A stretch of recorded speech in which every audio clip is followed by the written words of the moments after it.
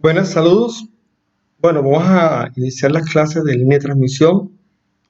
En este caso vamos al tema uno, la clase número uno. En esta clase vamos a tratar de hablar de las características de construcción de las líneas de transmisión, los hilos.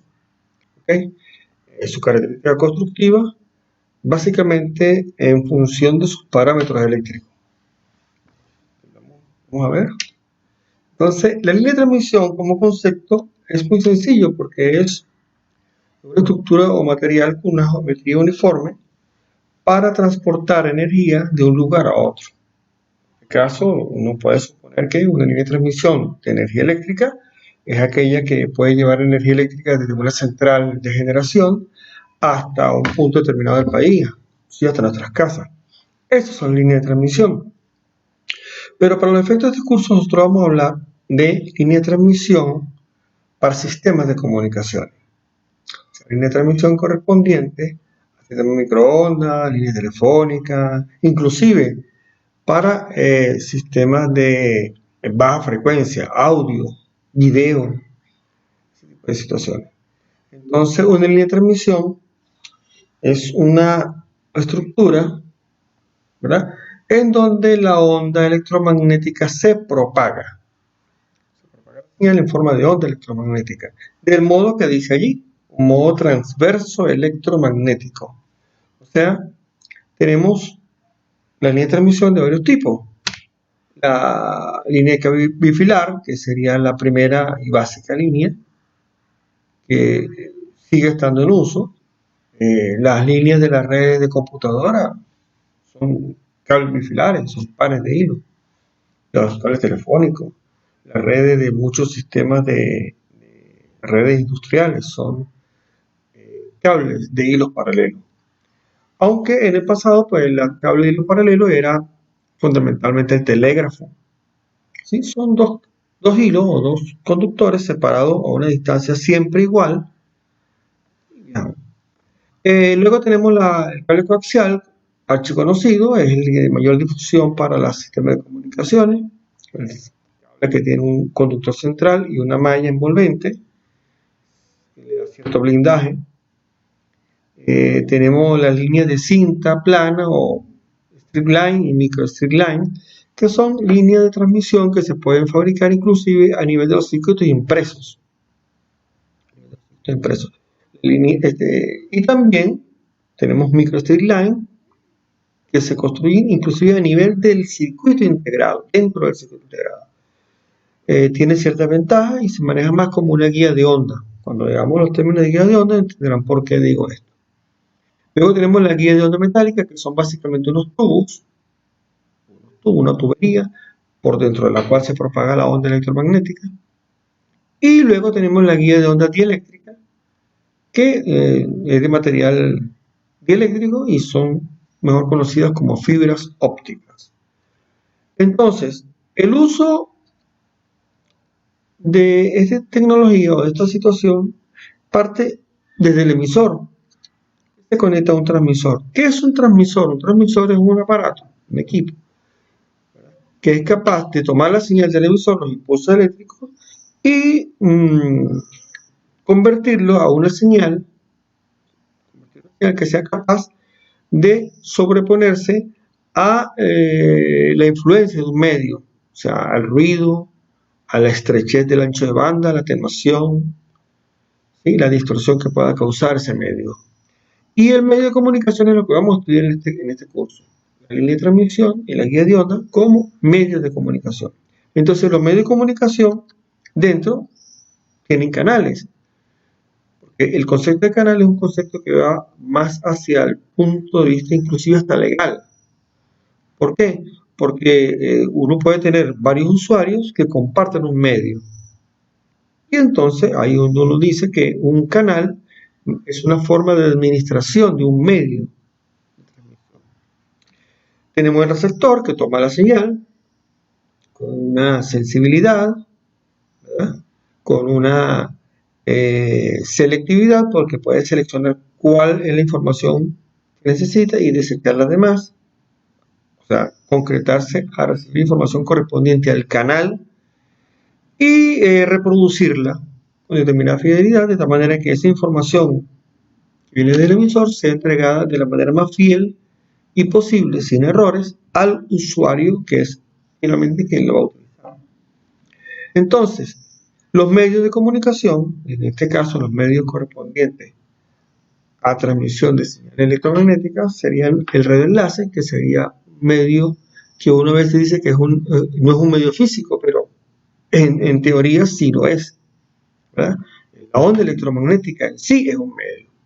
Entonces, el radioenlace, que aparentemente no hay ningún elemento físico sobre el cual se soporta la señal, es un medio. Y tenemos los medios físicos, que vamos a ver en este curso, que serían la fibra óptica, la guía de onda, el cable coaxial y el hilo paralelo, que son medios físicos, son líneas de transmisión. Todos ellos conectan nodos de una red de telecomunicación electrónica, ¿ok? O sea, una red que produce una malla. En este caso podemos tener esta malla y vemos que los nodos se pueden comunicar por intermedio de radioenlaces, se pueden comunicar por guías de onda, se pueden comunicar con fibra óptica, con cables coaxiales o con hilos paralelos. Se hace una malla de comunicación. Bien. La forma de la línea de transmisión define su nombre y también define sus características eléctricas, ¿sí? Entonces, unos tienen conductores cerrados, como el caso de la guía de onda, otros son dos hilos o dos conductores, otras son hasta tres conductores porque se incluye una malla o un blindaje. En todo caso, tenemos el primer caso que ya les mencioné, que es la de hilos paralelos, en donde tenemos, por ejemplo, dos hilos paralelos. Aquí está visto de frente, ¿verdad? Entrando, saliendo de la pantalla. Y entonces tenemos dos hilos paralelos. Se proyectan en el infinito hacia adentro, hacia afuera de la pantalla. Y no tiene blindaje, pero puede ser que los hilos paralelos tengan un blindaje o una estructura que lo soporte. Esos tenían líneas de hilos paralelos con o sin blindaje. Tenemos las líneas, en este caso, cintas o microcintas. Podemos tener solamente un plano de tierra y la cinta, o podemos tener un plano de tierra y la cinta y luego un blindaje encima. Sería una línea triplaca, una cinta triplaca. Tenemos el cable coaxial, que son dos cables concéntricos, un centro y una malla. Luego tenemos la guía de onda, que básicamente son unas tuberías, un tubo de diferentes formas, rectangular, cilíndrico, o rectangular, circular o elíptica. Son guías de onda, siempre son de metal y son huecas. Y finalmente tenemos las guías de onda dieléctrica, que son la fibra óptica del hoyo conductor.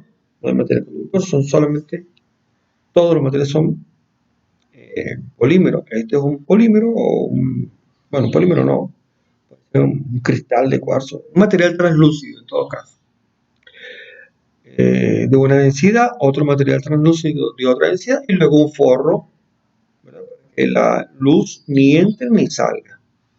¿Okay? Bien, entonces el ancho de banda pasante y la capacidad de transmisión de una línea de transmisión depende mucho del espectro electromagnético. El espectro electromagnético comienza aquí, en BLF, que sería prácticamente el área de la audiofrecuencia. En el oído humano nosotros podemos recibir, escuchar señales entre los 80 Hz hasta los casi 15 kHz. Sin embargo, están los supersonidos también y los ultrasonidos. Es BLF. Entonces luego viene ya el inicio del espectro electromagnético. Para la radiación electromagnética tendremos a partir de los 30 kHz, se llama baja frecuencia. Luego la media frecuencia, muy famosa, muy utilizada buena parte del siglo XX para la radio AM. Luego tenemos la alta frecuencia, lo llamamos antes onda corta, ¿no? Onda corta. Luego tenemos la VHF, que es la televisión de los canales de VHF, del 2 al 6 y del 7 al 13, con la banda intermedia, que es donde está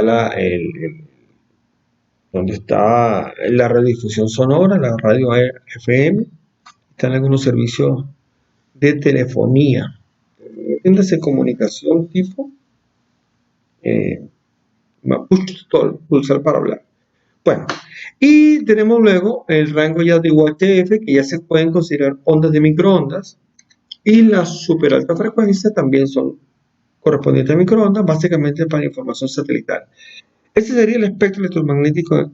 Y luego tenemos más allá el uso de la luz infrarroja, la luz visible y la luz ultravioleta. Obsérvense que esta frecuencia para este tipo de radiaciones está entre los 100 y los 10.000 terahertz. El espectro aquí, el espectro de CHF, termina en los 30 gigas. Son 30.000 millones de hertz. Esto ya es día son terahertz. ¿Okay? Es más fácil a veces decirlo siempre en forma de longitud de onda, ¿no?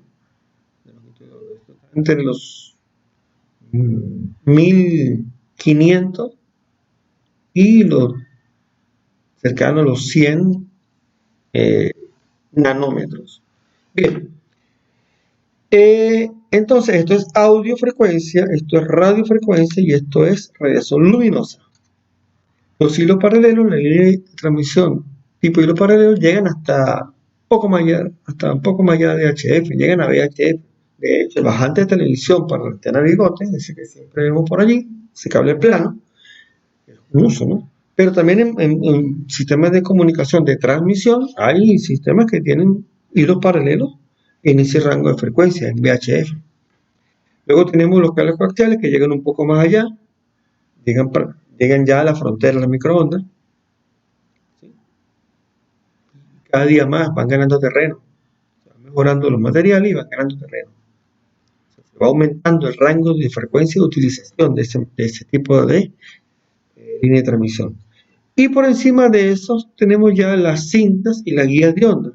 En este caso serían el área utilizable de manera práctica, de UHF en adelante.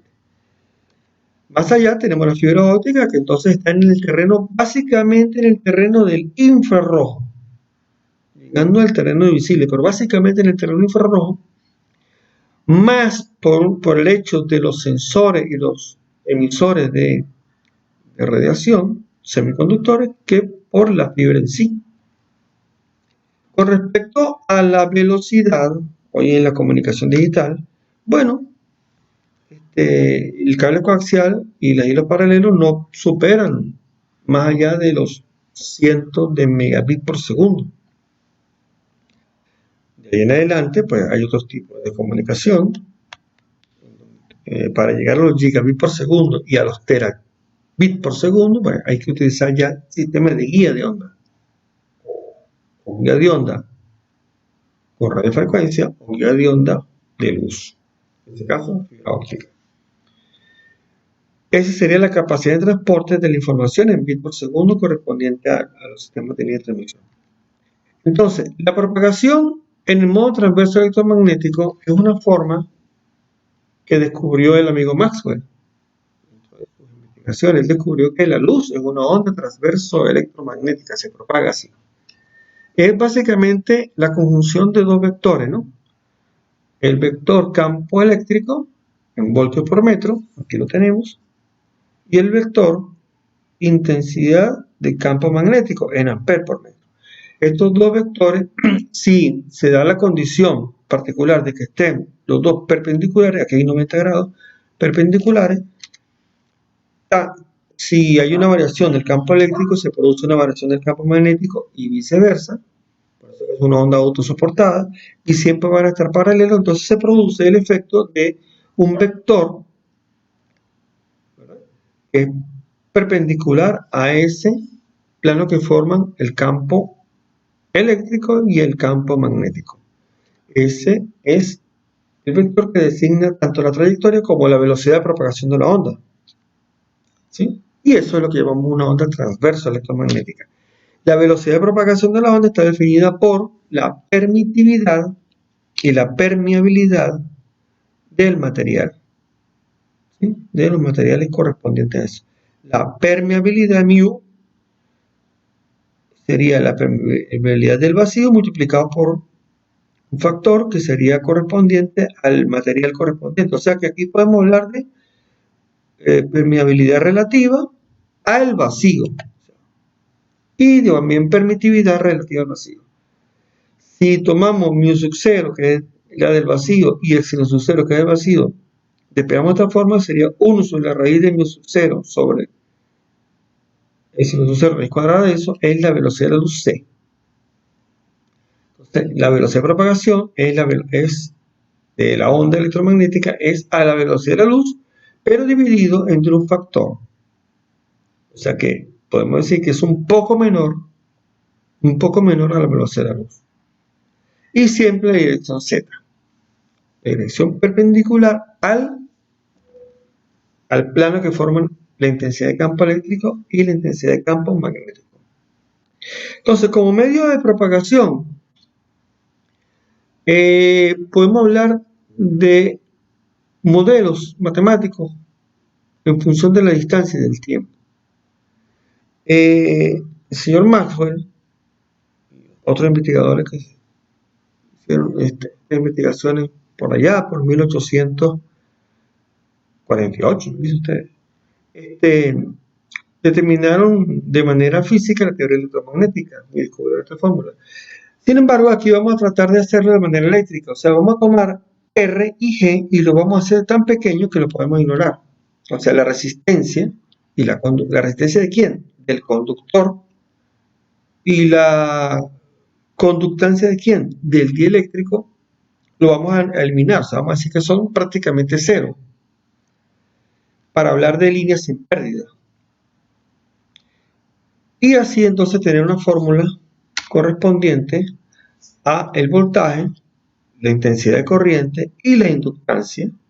Si tenemos la variación de voltaje con respecto a la distancia, sería menos, en sentido de corriente, la inductancia del elemento material por la variación de la corriente con respecto al tiempo.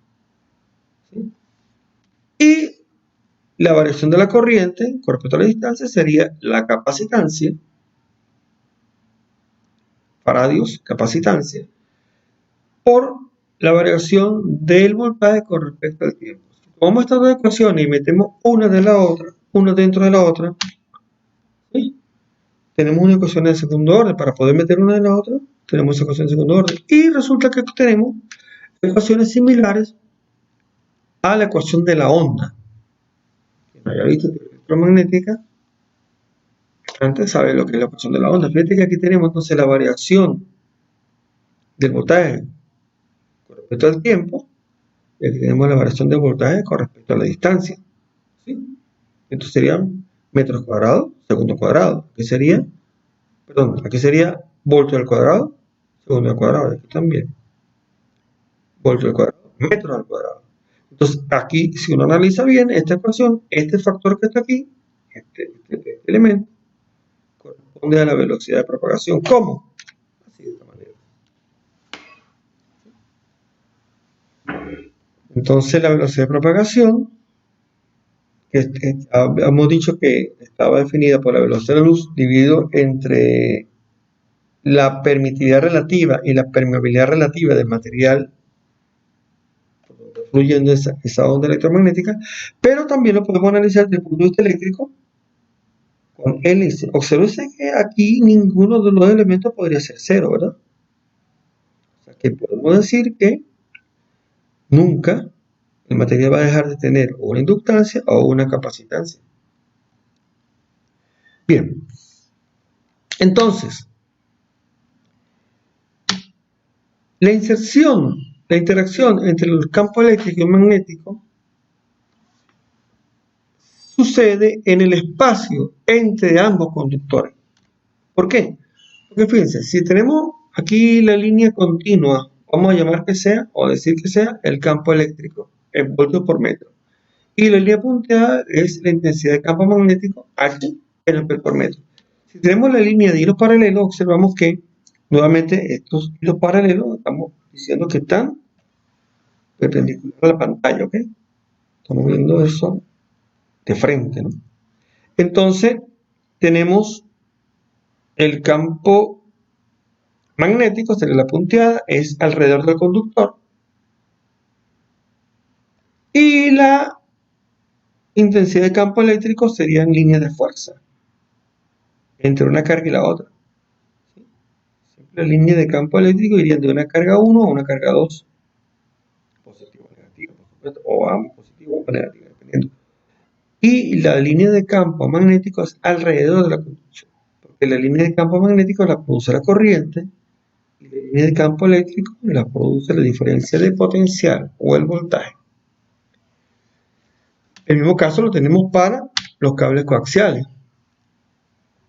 Los cables coaxiales tienen un conductor central y la malla, entonces la línea de campo eléctrico sería entre el centro y el blindaje, y la línea de campo magnético sería alrededor del núcleo central. Y podemos observar de que ya el cable coaxial tiene un efecto de blindaje, porque la onda queda confinada dentro de la línea de transmisión. Y la línea de cinta y microcinta, pues también sucede algo similar. Dice que aquí tenemos un conductor y generalmente este conductor está puesto a tierra. Entonces que tenemos, fíjense que en este caso las líneas de campo magnético pues son un poquito más rectas, ¿no? Y eso le da cierta ventaja a la línea de cinta o microcinta. Entonces la interacción de los campos, la perpendicularidad se da aquí, entre los dos conductores. Entre ambos conductores, aquí mayoritariamente entre ambos conductores.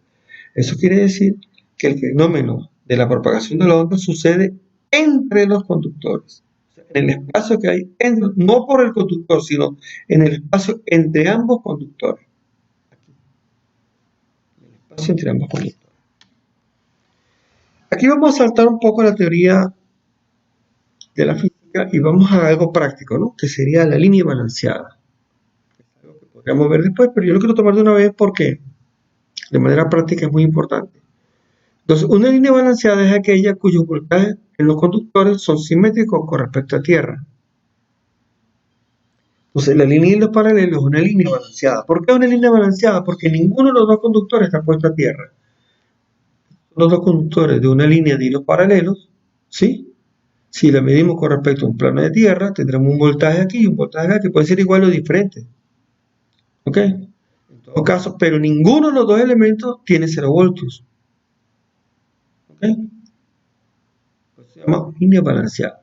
Por lo tanto, para tomar una señal de este tipo de línea necesitamos un amplificador balanceado, que es un amplificador diferencial. Entonces aquí tenemos una entrada diferencial, ninguno de los dos elementos está puesto a tierra. Y si hay una tierra posible, la tierra en todo caso sería un blindaje que se coloca alrededor de los dos entradas del amplificador diferencial. Esto es una línea balanceada. Es muy importante esto. La línea desbalanceada es el cable coaxial. De una vez. ¿Por qué? Porque el cable coaxial del blindaje está a 0 voltios. Realmente el blindaje está puesto a tierra. Entonces aquí solamente el hilo central, el cable conductor central, es el que tiene un voltaje con respecto a tierra. Hay un solo voltaje. ¿Ves? Por lo tanto, aquí se utiliza un amplificador desbalanceado, o sea, un amplificador cuya entrada esté referida a tierra. Si uno necesita conectar una línea balanceada con una línea desbalanceada, necesita un equipo como este, llamado simetrizador o balun. ¿Qué es ese equipo? El balun viene del inglés balance, unbalance, lines transformer.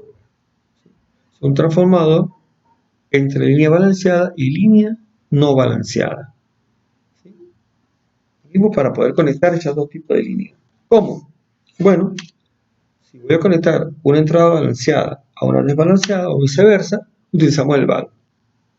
Una cajita, la vemos como una cajita en donde aquí esta tensión está desbalanceada y un solo voltaje con respecto a tierra, y esta está a modo diferencial, ¿verdad? Esto sería esto. Visto aquí como una bipuerta, es un balun.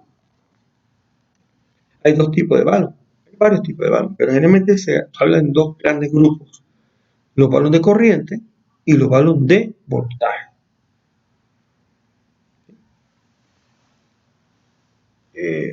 ¿Cómo son esos balón?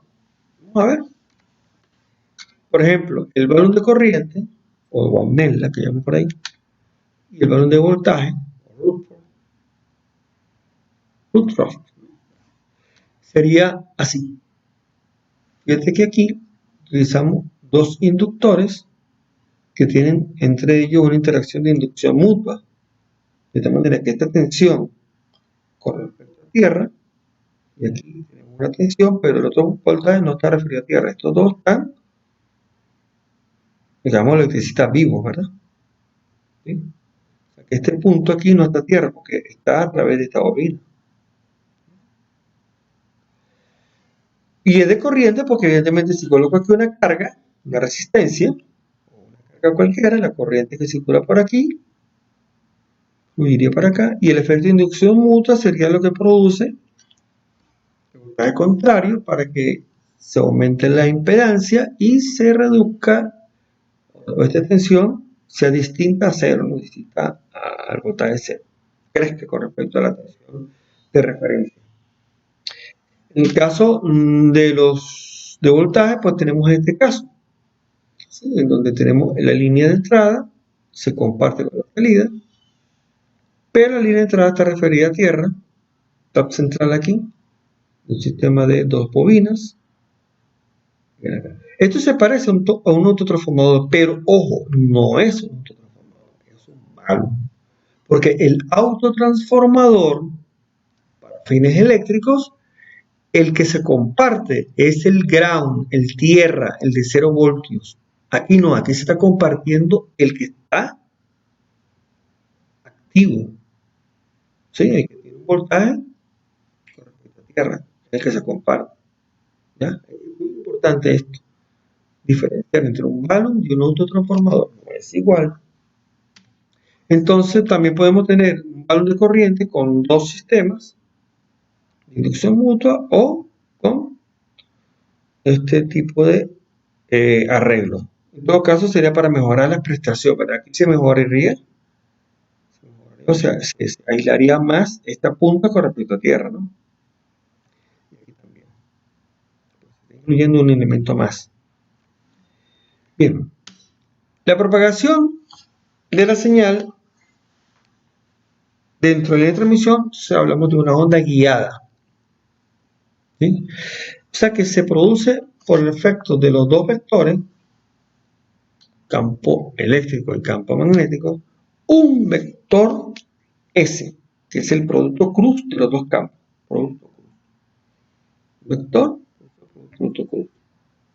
Si el campo eléctrico es voltio por metro y el campo magnético es amper por metro, entonces el vector S, llamado vector de Poynting, será un vector que es watt por metro cuadrado. O sea que este vector de Poynting es el vector producto cruz entre los dos, es una densidad de potencia, vatios por superficie.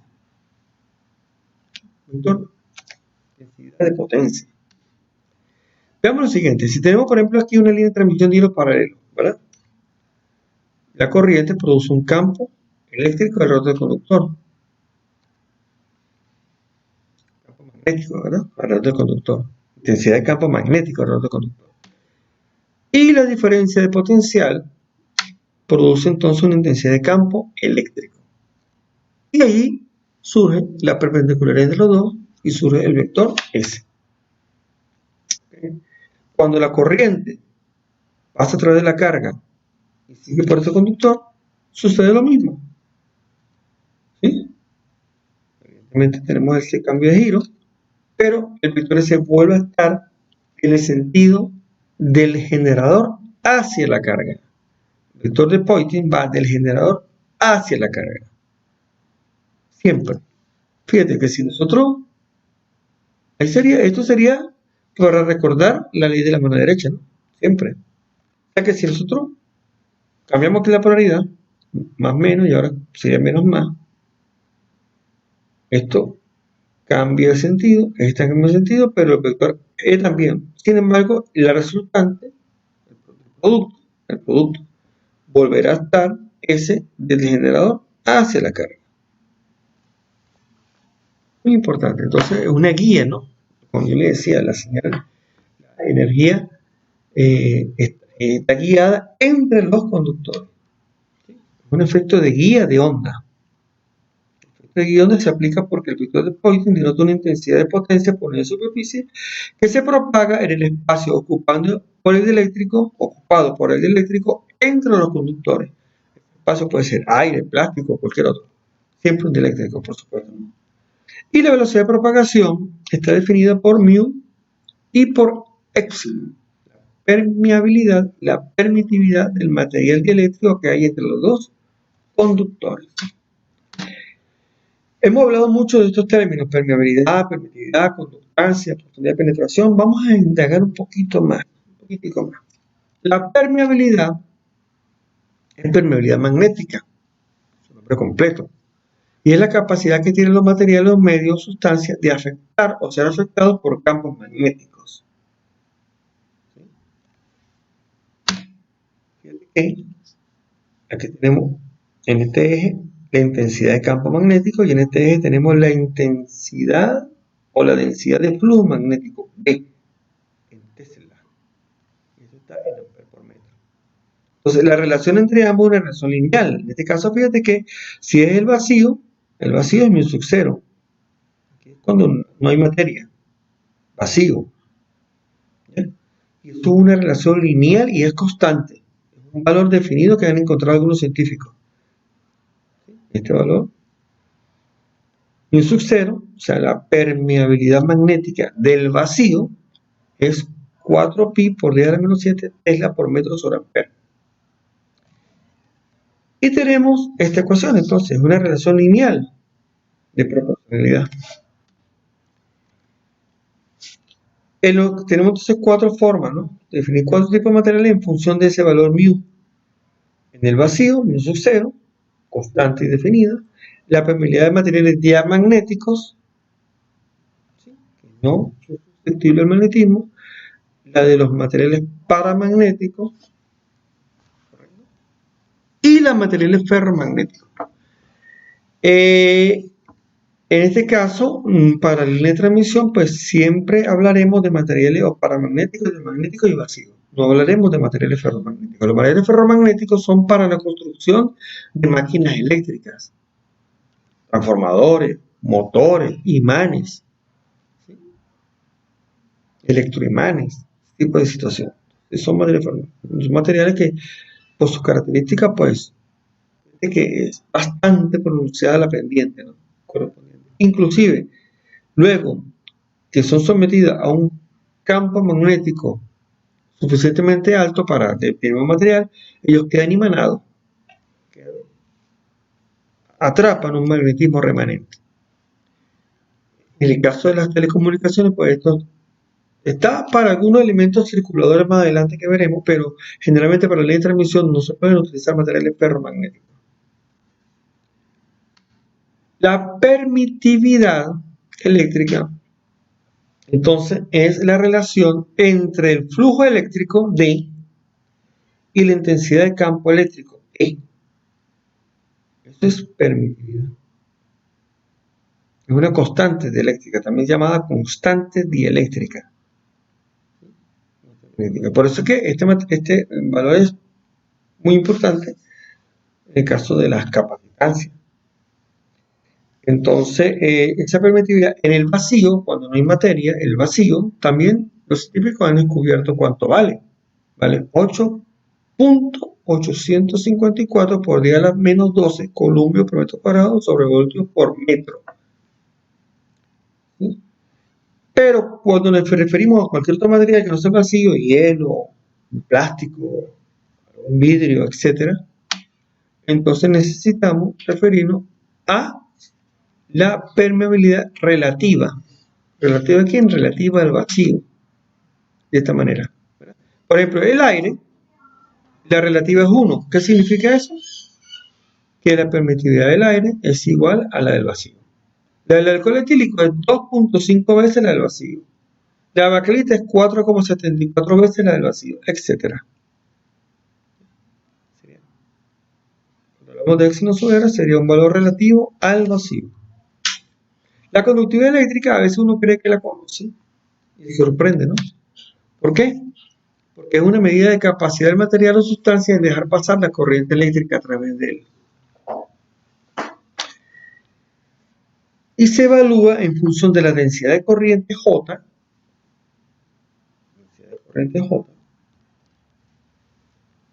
y la intensidad de campo magnético E. De esta manera. Dice que no se habla aquí de intensidad de corriente, sino densidad de corriente. Esta unidad estaría en amperios por metro cuadrado. Y esta estaría en volts por metro. ¿Sí? Porque puede suceder que no son conductor. ¿Sí? O un conductor en determinadas circunstancias. Entonces hablan de densidad de corriente. El caso aquí entonces es que los conductores damos esta magnitud en Siemens por metro. Siemens por metro. Y generalmente en un rango de temperatura. ¿Por qué? Porque generalmente, como es para los conductores, puede ser que la temperatura dilate el material y al dilatar el material cambia las dimensiones. Al cambiar las dimensiones puede cambiar la conductividad. Problema de dimensiones físicas, ¿no? Entonces tenemos que el hierro, el latón, el níquel, todo tiene su conductividad. El más famoso es el cobre, ¿verdad? Porque es el material más utilizado. 5,8 por 10 a la 7 Siemens por metro. Conductividad eléctrica. La conductividad eléctrica en los dieléctricos también existe. ¿Por qué? Porque no podemos decir que un dieléctrico es perfecto aislador. Puede que tenga un determinado nivel de conductividad. Y esta conductividad es importante evaluarla porque puede cambiar con la frecuencia. Un dieléctrico ubicado entre dos conductores posee una conductividad que crece con la frecuencia en corriente alterna. Por lo tanto, se dice que la conductividad eléctrica en los dieléctricos es una permitividad compleja. O sea, la corriente entre el campo eléctrico se evalúa de esta manera. Y aquí estamos hablando de J, que es la densidad de corriente, y que sería la variación de la densidad de corriente con respecto al tiempo. ¿Bien? Este fue el término que incluyó el señor Maxwell para levantar lo que se llamaba la incertidumbre del condensador. Interesante esa historia. Yo recomiendo que la averigüen y la vean, ¿no? ¿Cómo es posible que decían si un condensador es un material que en el medio tiene un dieléctrico, o sea, un material no conductor en el medio, dos placas separadas por un aislante, ¿cómo es posible que fluya corriente eléctrica a través de él? Interesante, ¿no? O sea, que significa que hay una corriente que está fluyendo a través de un material aislador, en el caso del condensador. Y el señor Maxwell se dedicó a eso y descubrió esto modificando la ley de Ampère. Entonces, si tomamos este término aquí y separamos, ¿verdad? Vamos a tener el primero, que sería la conductividad del dieléctrico en sí, y un segundo término que sería un valor que va a ir a plano complejo. ¿Por qué? Porque esta densidad de corriente con respecto al tiempo, esta variación puede ser referida a una señal sinusoidal, el régimen permanente sinusoidal, por eso es que aparece el término omega. Y esto es una admitancia. Admitancia. Conductancia, y eso sería una susceptancia. Entonces se evalúa de esta manera. Se utiliza el plano complejo, se dice que aquí está el vector, la parte compleja de la admitancia, aquí está la parte real. ¿Sí? Y entonces se define el elemento, la magnitud, permitividad compleja. Fíjate que aquí sí hay un cambio, ¿no? Porque se está colocando, a pesar que hay un más, se está usando la parte negativa del plano complejo para denotar esto. ¿Por qué? Porque generalmente estamos hablando de condensadores, de capacitancia. Entonces, se acostumbra esto para asociarlo con la capacitancia. Parte capacitiva. Y también estamos hablando de admitancia, en otros casos, de admitancia. Nosotros tenemos la parte de abajo. Entonces, y también no hablamos del ángulo de acá, sino de este otro ángulo. ¿Por qué?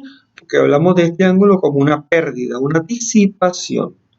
se supone que este ángulo debería ser medido con respecto a acá, 0, ¿verdad? 0. Para que no exista este término. Cerramos esto acá, este término desaparecería. Entonces, este se llama ángulo de disipación. Si utilizamos este otro ángulo, será un ángulo de la impedancia, y no es lo que necesita, o ángulo de la admitancia en este caso. No es lo que buscamos. Buscamos es analizar ese factor como una pérdida. Y entonces llegamos a la conclusión que la conductividad del dieléctrico es 2pi por F, es decir, omega, la relativa del material, la del vacío, la tangente de ese ángulo. ¿Qué significa esto? Que este término está dependiendo básicamente de dos cosas, de la frecuencia y la tangente del ángulo. O sea que si la tangente del ángulo existe, va a ser multiplicado por F. Y si estamos en el terreno de la microonda, esto va a crecer. O sea que si tenemos pocas pérdidas a muy baja frecuencia, cuando entremos en el terreno de la alta frecuencia, este término va a crecer. De esta manera. Por ejemplo, veamos en este caso aquí. Aquí tenemos varios materiales. Papel, mica, baquelita. Aquí tenemos la frecuencia, aquí tenemos la conductancia. En Siemens por metro. Fíjate, por ejemplo, tomemos la baquelita. Importante para hacer circuito impreso. El caso aquí es que, por ejemplo, la baquelita, fíjate que en baja frecuencia, que a 1 MHz, tenemos 1 por 10 a la 5 Siemens por metro. 1 por 10 a la menos 5 Siemens por metro. Esto es un aislador. Perfectamente aislado. Alrededor de los megahertz, los megaohmios. Sin embargo, si la frecuencia crece y nos ponemos en 1000 MHz y en 1 giga, entonces la conductividad será ahora de prácticamente 1 por 10 a la menos 2. O sea que aquí la conductividad ha crecido. Ha crecido en 10.000 veces. En 1000 veces. 1000 veces. Por efecto de la frecuencia. Por efecto de la frecuencia. Entonces es muy importante esto, porque en radiofrecuencia los materiales dieléctricos pueden llegar a conducir. Pueden llegar a conducir. ¿Sí? En términos importantes. La profundidad de penetración de la corriente es lo que llaman el efecto piel. La corriente circula básicamente por la piel del conductor. O sea, en corriente continua, todo conductor, el conductor es aprovechado por todos los electrones. O sea, que los electrones circulan, no importa, por la superficie, por el centro, por todas partes.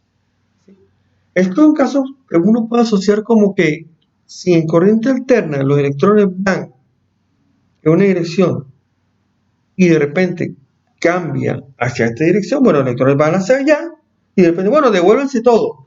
En esa transición, ¿sí? Los electrones no van a ocupar, no van a tener la posibilidad de ocupar todo el espacio. Más o menos así sería un símil que uno podría entender esto. Entonces, el efecto piel, o efecto es en corriente alterna, es el efecto que causa la variación de la resistencia eléctrica en corriente alterna. La corriente alterna, la resistencia, la parte real de la impedancia, varía con la frecuencia. Varía con la frecuencia. Tenemos esto. Tenemos aquí un caso. Conductor, siempre visto de frente, ¿no? Tenemos aquí en corriente continua. Todos los electrones se utiliza todo el área transversal del conductor para que conduzca energía, conduzca corriente eléctrica. Todas las cargas se desplazan en cualquier lugar acá. Sin embargo, en corriente alterna no llegan a hacer eso. El centro del conductor prácticamente no transporta ninguna carga eléctrica. Toda la carga se tiene que desplazar por la periferia. Por la periferia. Y entonces se establece en corriente alterna lo que llamamos una profundidad de la corriente. Que sería este pedazo. Aquí en corriente continua se utiliza todo, pero aquí no. Aquí prácticamente el centro conductor no transporta nada. Es aquí. ¿Cómo se determina esta profundidad de penetración en metros? Con esta fórmula. Depende de la frecuencia, 2pi por F. La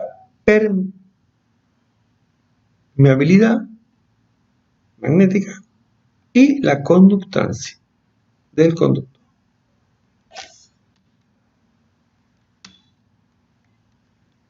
Vamos a ver esto aquí. Fíjate que en corriente continua tenemos la fórmula famosa. La longitud, el área, si es cilíndrico, pi r cuadrado es el área del conductor, y la conductividad. Esto me da la resistencia en corriente continua.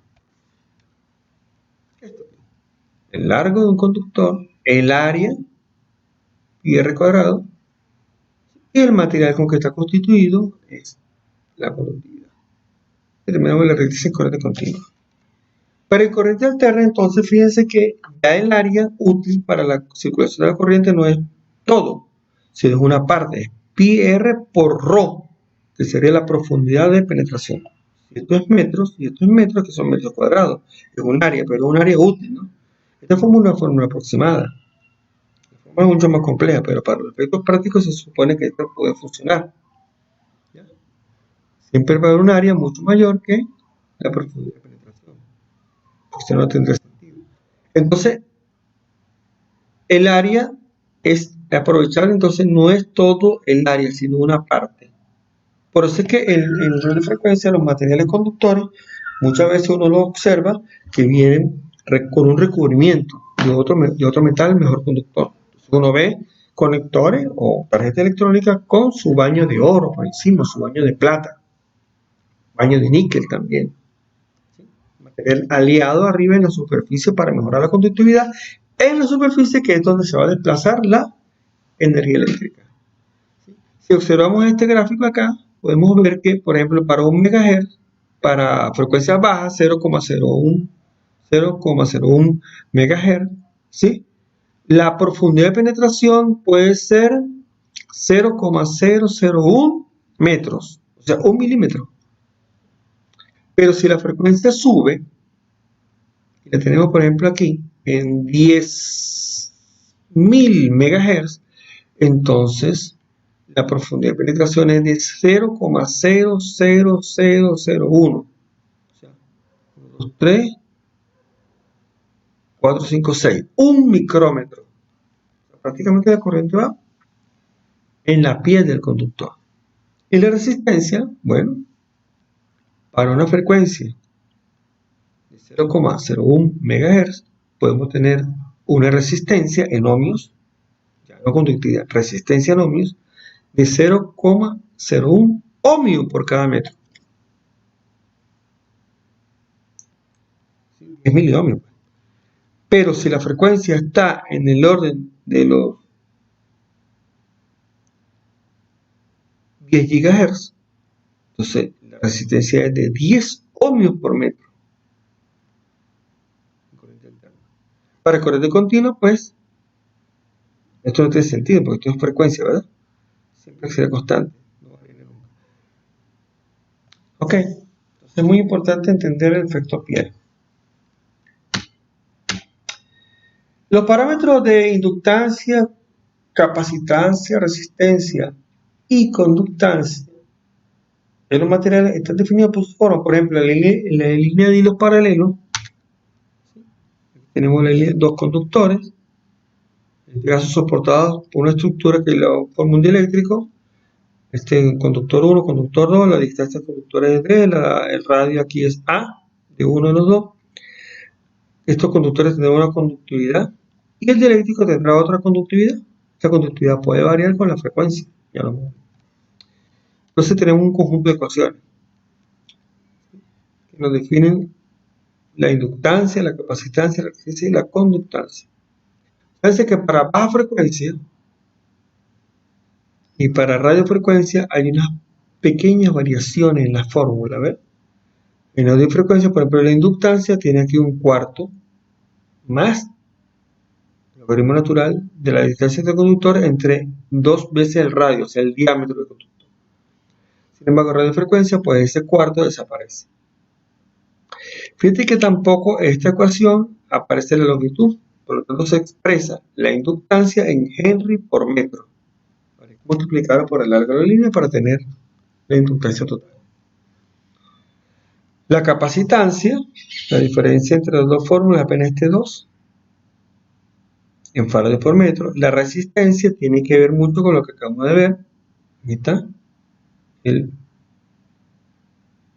profundidad de penetración de la corriente, ¿verdad? Aquí está el radio, el ohmio por metro. Y la conductancia tiene que ver entonces también con la conductancia del dieléctrico. Acordémonos que la conductancia del dieléctrico es una conductancia que tiene, si el factor de disipación existe, esta conductancia va a cambiar con la frecuencia. Va a cambiar con la frecuencia. En la línea de cable coaxial, pues tenemos también algo similar, ¿no? Muy similar. Cambian las ecuaciones porque cambia la forma. ¿Ya? Cambia la forma.